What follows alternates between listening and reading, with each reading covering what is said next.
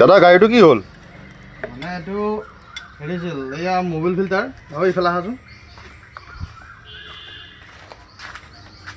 এই মোবিল ফিল্টাৰৰ মানে ভিতৰত ৱাৰিং থাকে। ৱাৰিংটো মানে লিক কৰিছিল।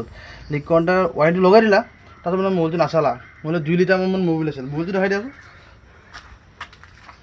মোবিল ওলাইছে এইখিনি। তাৰপিছত মানে ইঞ্জিনটো পূৰা চিজ হৈ গ'ল। মোবিলটো কম থকাৰ কাৰণে ইঞ্জিনটো চলি থাকিলে, ইয়াতে মানে গুৰুত্ব নিদিলা, মোবিলটো নচলাৰ কাৰণে ইঞ্জিনটো চিজ হৈ গ'ল। এই কেৰেণ্টটো দেখাই দিছোঁ এইফালে।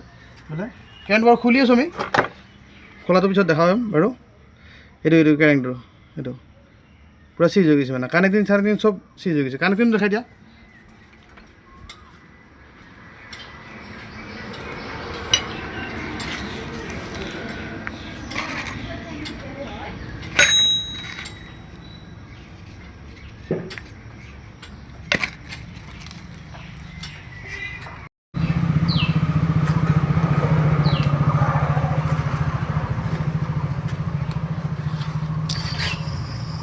এতিয়া আমাৰ ইঞ্জিন ডাউন দিয়া হ'ল।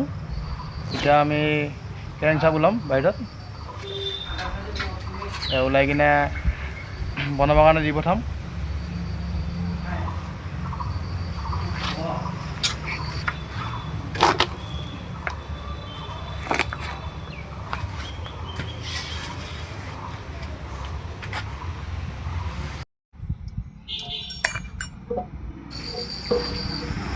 এইটো কেৰেং, এইটো এইবোৰ দেখাই আছোঁ।